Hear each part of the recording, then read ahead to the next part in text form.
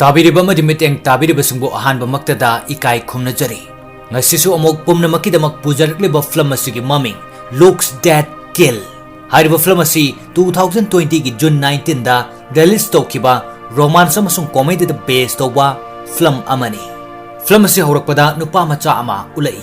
mahaki maming Max kawi Max na famduna therapist amada magi sakpham yengba matamda miyam pumnamak si haiduna wari lirami Max ki wari adu taraga therapist adu yamna ngaklami aduga thajabasu ngamlamde Max na therapist aduda amuk mahak poglakpa matamda doctor sing aduna Max na piklingagi masak adu yenglaga kaya da nungsikraba haina hairamlaga doctor sing adu mafam aduda siki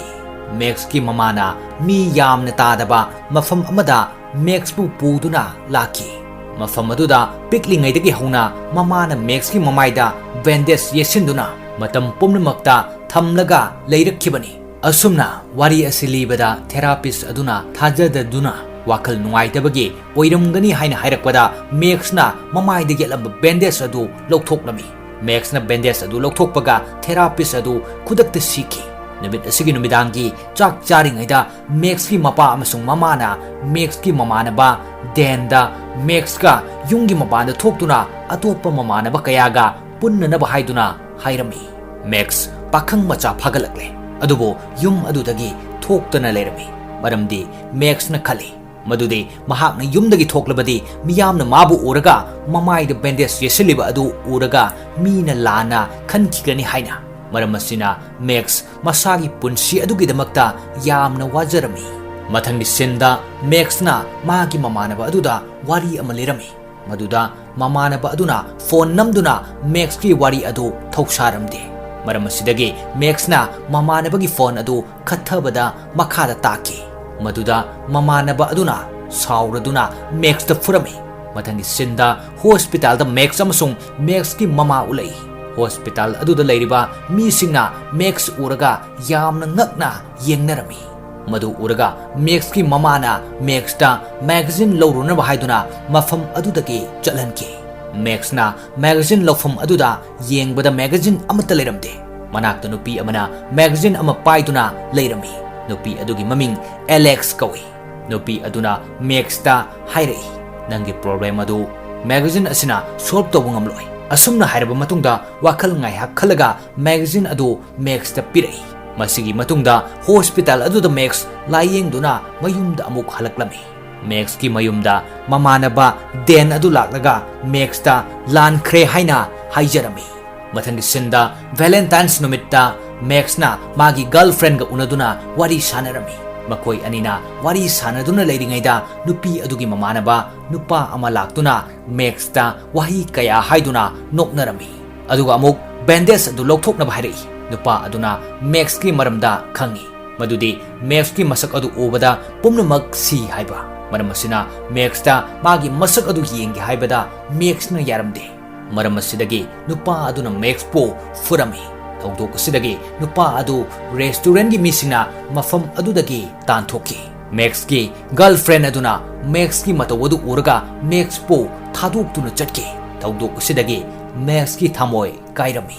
Max wakal yamna nungairamde Max na thong amagi matakta leptuna suicide tawrage haina leiringaida hospital da thengnakiba Alex kawi nupi adu laktuna khamlami Alex na yamna ningthina haijaraba matungda Max thong adudagi kumthari Alex na Max po all home amada puduna lai mafam aduda Max ta punsi asi kayam tangi haiba khanghnabagi damakta Alex ki plan adu mai paklami mafam aduda Alex awaba pumnamak kaukthokduna yamna nungaina leirami mafam adudagi halaklaba matungda Max na Alex ta mafam aduda amuk chatnaba haibada Alex na yaramde aduga mafam adudagi chatki Max na Alex ka loinaba pamlami maramasina Max na mathangi numita Alex ka unanaba bus station amada Alex po ngaiduna leirami ngai hak teraga bus station aduda Alex sulai Max na Alex ta kanna haijaduna shopping mall amada lakminarami shopping mall adudagi pochai kaya sulairami mall adugi misingna Max pu uraga yamna ngakna yengnarami maduda Alex na kari amata khalamde asumna makhoi ani mall aduda leirami matam aduda Max na khangi ꯃꯗꯨꯗꯤ Alex ꯑꯁꯤ heart ꯗꯤꯁꯑꯣꯔꯗꯔꯒꯤ ꯑꯅꯥꯕ ꯑꯃ ꯂꯩ ꯍꯥꯏꯕ꯫ Election ꯀꯔꯤꯒꯨꯝꯕ ꯊꯃꯣꯏ ꯁꯣꯛꯄ ꯊꯧꯗꯣꯛ ꯅꯠꯇ꯭ꯔꯒ ꯊꯃꯣꯏ ꯁꯣꯛꯄ ꯋꯥꯔꯤ ꯇꯥꯔꯕꯗꯤ ꯃꯍꯥꯛꯀꯤ ꯊꯃꯣꯏ ꯑꯗꯨ ꯆꯥꯎꯊꯣꯔꯛꯂꯒ ꯃꯤꯍꯨꯜ ꯆꯣꯡꯕ ꯑꯗꯨ ꯂꯦꯞꯈꯤ ꯍꯥꯏꯅ ꯃꯦꯛꯁꯇ ꯋꯥꯔꯤ ꯂꯤꯔꯝꯃꯤ꯫ ꯃꯔꯝ ꯑꯁꯤꯅ ꯑꯦꯂꯦꯛꯁ ꯂꯥꯌꯦꯡꯗꯨꯅ ꯃꯇꯝ ꯆꯥꯅ ꯍꯤꯗꯥꯛ ꯆꯥꯔꯝꯃꯤ꯫ ꯑꯁꯨꯝꯅ ꯃꯈꯣꯏ ꯑꯅꯤ ꯇꯤꯟꯅꯗꯨꯅ ꯅꯣꯡꯃ ꯑꯦꯂꯦꯛꯁꯅ ꯃꯦꯛꯁꯄꯨ ꯐꯤल्म ꯌꯦꯡꯅꯅꯕ ꯄꯨꯔꯝꯃꯤ꯫ ꯃꯈꯣꯏꯅ ꯃꯐꯝ ꯑꯗꯨꯗ ꯌꯥꯝꯅ ꯅꯨꯡꯉꯥꯏꯖꯔꯝꯃꯤ꯫ ꯐꯤल्म ꯌꯦꯡꯅ ꯌꯦꯡꯅ ꯑꯦꯂꯦꯛꯁꯅ ꯃꯦꯛꯁꯇ ꯍꯥꯏꯔꯛꯏ, ꯑꯩꯗꯤ ꯑꯁꯨꯝꯅ ꯃꯇꯝ ꯄꯨꯝꯅꯃꯛꯇ ꯄꯨꯟꯁꯤ ꯑꯁꯤ ꯅꯨꯡꯉꯥꯏꯅ ꯂꯩꯕ ꯄꯥꯝꯃꯤ꯫ ꯑꯁꯨꯝꯅ ꯅꯨꯡꯉꯥꯏꯅ ꯂꯩꯅꯕ ꯑꯩꯒꯤꯗꯤ ꯃꯔꯨꯞ ꯑꯃꯠꯇ ꯂꯩꯇꯦ꯫ ꯅꯪꯅ ꯑꯩꯒꯤ ꯑꯍꯥꯟꯕ ꯃꯔꯨꯞꯅꯤ꯫ ꯋꯥꯍꯩ ꯑꯁꯤ ꯇꯥꯔꯒ ꯃꯦꯛꯁꯅ ꯌꯥꯝꯅ ꯍꯔꯥꯎꯖꯔꯝꯃꯤ꯫ ꯑꯁꯨꯝꯅ ꯃꯊꯪ ꯑꯃꯨꯛ ꯑꯣꯜ ꯍꯣꯝ ꯑꯗꯨꯗ ꯂꯥꯛꯃꯤꯟꯅꯔꯝꯃꯤ꯫ ꯃꯐꯝ ꯑꯗꯨꯗ ꯅꯨꯄꯤ ꯑꯃꯅ ꯃꯍꯥꯛꯀꯤ ꯕꯔꯊꯗꯦꯒꯤ ꯃꯆꯥꯅꯨꯄꯥ ꯂꯥꯛꯄ ꯉꯥꯏꯔꯝꯃꯤ꯫ ꯃꯗꯨ ꯎꯔꯒ ꯑꯦꯂꯦꯛꯁ ꯑꯃꯁꯨꯡ ꯃꯦꯛꯁꯅ ꯌꯥꯝꯅ ꯅꯨꯡꯉꯥꯏꯖꯔꯝꯗꯦ꯫ ꯅꯨꯄꯤ ꯑꯗꯨꯒꯤ ꯃꯆꯥꯅꯨꯄꯥꯗꯨ ꯍꯥꯟꯅ ꯃꯃꯥꯒꯤ ꯕꯔꯊꯗꯦꯗ ꯑꯃꯨꯛꯇ ꯂꯥꯛꯈꯤꯗ꯭ꯔꯤ꯫ ꯋꯥꯔꯤꯁꯤꯡ ꯑꯁꯤ ꯃꯈꯣꯏ ꯅꯨꯄꯤ ꯑꯃꯅ ꯂꯤꯔꯛꯏ꯫ ꯅꯨꯄꯤ ꯑꯗꯨꯅ ꯑꯦꯂꯦꯛꯁ ꯑꯃꯁꯨꯡ ꯃꯦꯛꯁꯇ ꯃꯈꯥ ꯇꯥꯅ ꯋꯥꯔꯤ ꯂꯤꯔꯛꯏ꯫ ꯄꯨꯟꯁꯤ ꯑꯁꯤ ꯑꯔꯥꯏꯕ ꯈꯣꯡꯆꯠ ꯑꯃ ꯅꯠꯇꯦ꯫ ꯅꯨꯡꯉꯥꯏꯕ ꯀꯌꯥ ꯌꯥꯎꯔꯕꯁꯨ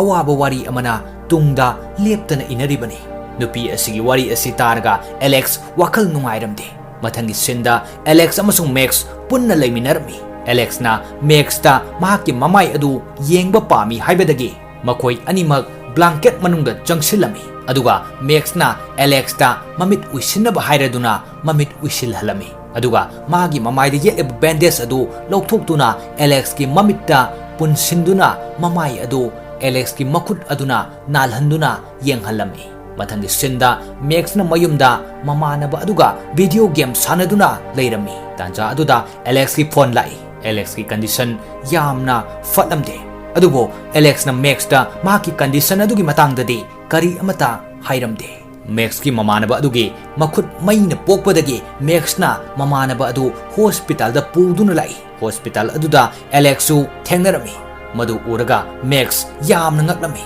ꯑꯦꯂꯦꯛꯁꯅ ꯃꯍꯥꯛꯀꯤ ꯀꯟꯗꯤꯁꯟ ꯑꯗꯨ ꯃꯦꯛꯁ ꯈꯪꯗꯅꯕ ꯇꯧꯔꯝꯃꯤ꯫ ꯃꯦꯛꯁꯅ ꯑꯦꯂꯦꯛꯁꯀꯤ ꯃꯇꯧ ꯑꯗꯨ ꯎꯔꯒ ꯆꯤꯡꯅꯕ ꯐꯥꯎꯔꯝꯃꯤ꯫ ꯃꯊꯪꯒꯤ ꯅꯨꯃꯤꯠꯇ ꯑꯦꯂꯦꯛꯁ ꯑꯃꯁꯨꯡ ꯃꯦꯛꯁ ꯎꯅꯗꯨꯅ ꯋꯥꯔꯤ ꯁꯥꯟꯅꯔꯝꯃꯤ꯫ ꯃꯦꯛꯁꯅ ꯑꯦꯂꯦꯛꯁꯇ ꯍꯣꯁꯄꯤꯇꯥꯜꯗ ꯊꯦꯡꯅꯈꯤꯕ ꯑꯗꯨꯒꯤ ꯃꯔꯝꯗ ꯍꯪꯂꯝꯃꯤ꯫ ꯑꯦꯂꯦꯛꯁꯅ ꯍꯥꯏꯔꯛꯏ, ꯏꯃꯥꯅ ꯑꯩꯁꯤ ꯀꯅꯥ ꯑꯃꯠꯇꯒ ꯐ꯭ꯔꯦꯟꯗꯁꯤꯞ ꯑꯣꯏꯍꯟꯅꯤꯡꯗꯦ꯫ ꯃꯔꯝ ꯑꯁꯤꯅ ꯑꯩꯅ ꯅꯪꯒꯤ ꯃꯔꯝꯗ ꯏꯃꯥꯗ ꯀꯔꯤ ꯑꯃꯠꯇ ꯍꯥꯏꯗꯣꯛꯇꯦ꯫ ꯏꯃꯥꯅ ꯈꯪꯂꯕꯗꯤ ꯅꯨꯡꯉꯥꯏꯔꯣꯏ ꯈꯟꯗꯨꯅ ꯑꯩꯅ ꯉꯔꯥꯡ ꯅꯪꯕꯨ ꯏꯃꯥꯗ ꯃꯁꯛ ꯇꯥꯛꯇꯕꯅꯤ꯫ ꯑꯁꯨꯝꯅ ꯍꯥꯏꯗꯨꯅ ꯑꯦꯂꯦꯛꯁꯅ ꯃꯦꯛꯁꯀꯤ ꯆꯤꯡꯅꯕ ꯑꯗꯨ ꯀꯣꯛꯍꯜꯂꯝꯃꯤ꯫ ꯃꯈꯣꯏ ꯑꯅꯤ ꯑꯣꯜ ꯍꯣꯝꯗ ꯂꯥꯛꯇꯨꯅ ꯅꯨꯄꯤ ꯑꯃꯅ ꯃꯥꯒꯤ ꯃꯆꯥꯅꯨꯄꯥ ꯂꯥꯛꯄ ꯉꯥꯏꯅ ꯑꯐꯃꯨꯡꯗ ꯑꯁꯤꯕꯒꯤ ꯃꯇꯝꯗꯨ ꯉꯥꯏꯗꯨꯅ ꯂꯩꯔꯝꯕ ꯑꯗꯨ ꯌꯦꯡꯂꯝꯃꯤ꯫ ꯃꯗꯨ ꯎꯔꯒ ꯑꯦꯂꯦꯛꯁꯅ ꯅꯨꯡꯉꯥꯏꯇꯕ ꯐꯥꯎꯔꯛꯄꯗꯒꯤ ꯃꯅꯥꯇꯣꯟꯗꯒꯤ ꯏ ꯇꯥꯔꯛꯂꯝꯃꯤ꯫ ꯃꯔꯝ ꯑꯁꯤꯗꯒꯤ ꯃꯐꯝ ꯑꯗꯨꯗꯒꯤ ꯊꯣꯛꯈꯤ꯫ ꯑꯦꯂꯦꯛꯁꯅ ꯃꯦꯛꯁꯇ ꯍꯥꯏꯔꯛꯏ, ꯑꯁꯤꯕꯕꯨ ꯉꯥꯏꯗꯨꯅ ꯐꯃꯨꯡꯗ ꯍꯤꯞꯇꯨꯅ ꯂꯩꯔꯤꯕꯁꯦ ꯀꯅꯥ ꯑꯃꯠꯇꯅ ꯃꯁꯤꯒꯤ ꯆꯩꯅꯥꯁꯦ ꯈꯪꯂꯝꯂꯣꯏ꯫ ꯑꯍꯜ ꯑꯣꯏꯔꯕꯤ ꯅꯨꯄꯤ ꯑꯁꯤꯒꯤ ꯃꯇꯦꯡ ꯅꯪꯅ ꯄꯥꯡꯕꯤꯌꯨ꯫ ꯅꯪꯒꯤ ꯃꯥꯏꯊꯣꯡ ꯑꯗꯨ ꯌꯦꯡꯍꯟꯗꯨꯅ ꯅꯨꯄꯤ ꯑꯁꯤꯒꯤ ꯑꯋꯥꯕꯁꯤ ꯑꯃꯨꯛꯇ ꯀꯣꯛꯍꯟꯈꯣ꯫ ꯃꯦꯛꯁꯅ ꯑꯦꯂꯦꯛꯁꯀꯤ ꯋꯥ ꯑꯁꯤ ꯌꯥꯔꯗꯨꯅ ꯑꯍꯜ ꯑꯣꯏꯔꯕꯤ ꯅꯨꯄꯤ ꯑꯗꯨꯒꯤ ꯃꯅꯥꯛꯇ ꯆꯪꯁꯤꯟꯗꯨꯅ ꯃꯃꯥꯏꯒꯤ ꯕꯦꯟꯗꯦꯖ ꯑꯗꯨ ꯂꯧꯊꯣꯛꯇꯨꯅ ꯌꯦꯡꯍꯟꯕꯗ ꯑꯍꯜ ꯑꯣꯏꯔꯕꯤ ꯅꯨꯄꯤ ꯑꯗꯨ ꯃꯦꯛꯁꯇ ꯌꯦꯡꯂꯨꯕꯗ ꯈꯨꯗꯛꯇ ꯁꯤꯈꯤ꯫ ꯃꯊꯪꯒꯤ ꯅꯨꯃꯤꯠꯇꯒꯤ ꯑꯦꯂꯦꯛꯁꯅ ꯃꯦꯛꯁꯄꯨ ꯊꯧꯁꯥꯔꯛꯇꯕ ꯍꯧꯔꯛꯂꯝꯃꯤ꯫ ꯃꯦꯛꯁꯅ ꯃꯦꯁꯦꯖ ꯊꯥꯕꯒꯤ ꯔꯤꯄ꯭ꯂꯥꯏ ꯐꯥꯎꯕ ꯇꯧꯔꯛꯂꯝꯗꯦ꯫ ꯑꯦꯂꯦꯛꯁꯅ ꯊꯧꯁꯥꯔꯛꯇꯕꯗꯒꯤ ꯃꯦꯛꯁꯅ ꯃꯌꯨꯝꯗ ꯑꯍꯥꯟꯕ ꯑꯣꯏꯅ ꯃꯄꯥ ꯑꯃꯗꯤ ꯃꯃꯥꯒ ꯁꯥꯎꯅꯗꯨꯅ ꯈꯠꯅꯔꯝꯃꯤ꯫ ꯑꯗꯨꯒ ꯃꯦꯛꯁꯅ ꯃꯃꯥꯟꯅꯕ ꯑꯗꯨꯒ ꯂꯣꯏꯅꯅ ꯔꯦꯁꯇꯨꯔꯦꯟꯠ ꯑꯃꯗ ꯂꯥꯛꯇꯨꯅ ꯐꯝꯃꯤꯟꯅꯔꯝꯃꯤ꯫ ꯃꯐꯝ ꯑꯗꯨꯗꯁꯨ ꯃꯦꯛꯁꯅ ꯑꯦꯂꯦꯛꯁꯇ ꯎꯅꯅꯕ ꯍꯥꯏꯕꯗ ꯑꯦꯂꯦꯛꯁꯅ ꯌꯥꯔꯛꯂꯝꯗꯦ꯫ ꯃꯔꯝ ꯑꯁꯤꯗꯒꯤ ꯑꯦꯂꯦꯛꯁ ꯌꯥꯝꯅ ꯅꯨꯡꯉꯥꯏꯔꯝꯗꯦ꯫ ꯇꯧꯐꯝ ꯑꯃꯠꯇ ꯈꯪꯂꯛꯇ꯭ꯔꯕꯗ ꯃꯦꯛꯁꯅ ꯑꯦꯂꯦꯛꯁꯇ ꯎꯅꯅꯕ ꯍꯥꯏꯗꯨꯅ ꯑꯦꯂꯦꯛꯁꯀꯤ ꯃꯌꯨꯝꯗ ꯂꯥꯛꯂꯝꯃꯤ꯫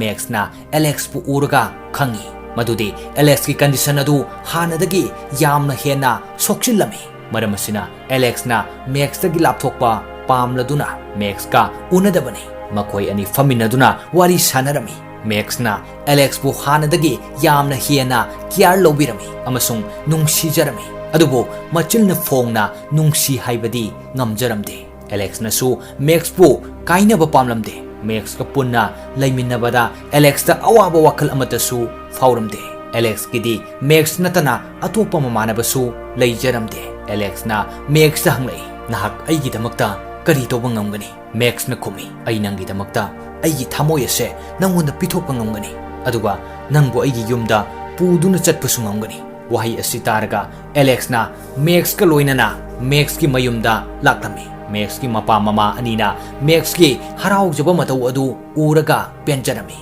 मैक्सना ड्रेस अप तौदुना ममाइद बैंडेज येटपा अदु काउरदुना एलेक्स की मनाक्ता लाक्पदा मैक्स की ममाना एलेक्स की ममिट खुमजिंदुना मैक्सदा बैंडेज अदु येलकनबा हाइरदुना अमुक चलहलमी मैक्स की ममा मपाना एलेक्स मफम अदुदा लाक्पा अदु पामलमदे अदुबो मखोइने एलेक्स पो वाखल नुंगाइरोय हाइदुना करी अमतदी हाइरमदे मैक्स अमसुंग एलेक्स डांस पार्टी अमदा चलमी मखोइ अनी यामना नुंगसिनना डांस तौमिनदुना लेरिङैदा एलेक्स इमोशनल ओइरक्लमी एलेक्सना इमोशनल ओइरक्पा अदुदा एलेक्स की मनातोंदगी ई तारक्पा होरई एलेक्स मफम अदुदगी वाशरूम तमना चटकी तांचा अदुदा मैक्स की ममानबा लाक्तुना उनरमी अदुगा एलेक्स की ममानबनी हाइजबा हाना मैक्स द फुरंबा नुपा अदु लाक्तुना खनबा होरमी मदुदा मैक्स की ममाइदा कुपलिबा मार्क्स अदु फादुना लौथोक्लगा मैक्स की ममानबा अदुदा उहलमी मैक्स बु उरगा मफम अदुदा मियोई खर सिरमी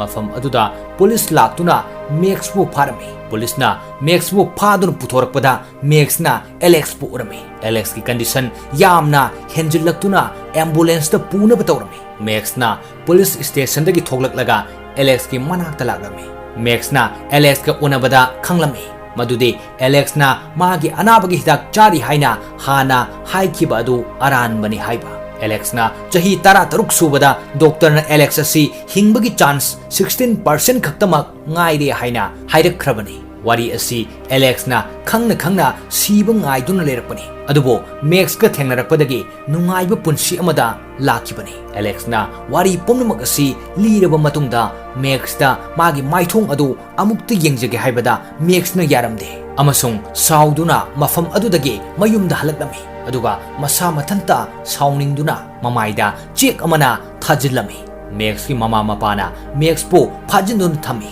Max na mabukning nungsina mama da konduna kaplami mathangi senda Max ki mama na ba aduna Max da themjindun hari nangna adumna tawradi karamna tawgani Alex ki aroiba mikup asida nangna laithoklabadi Alex na karamna wakhal nungaigani asumna mama na ba aduna thembadagi Max amuk hospital da Alex po unabalai Alex amasung Max yamna nungsinana awaba wari kaya linaduna laiminarami Alex ki aroiba mikup aduda Max na Alex ki mamit adu uishilhalami aduga mamai de yeleba bandage adu lokthokuna yenghalami Alex na Max ki maithong adu yenglaga yamna penjarami amasung Max po aroiba oina yamna nungsina yenglamlaga siki matang asidagi Max na awaba khangduna leiba mioisingda magi masak adu utuna awaba kokhalami asumna Max na mioi kaya mateng panglami adubo Max na Alex bu mikup amata kaudana ningsingduna lei asumna Max amasung Alex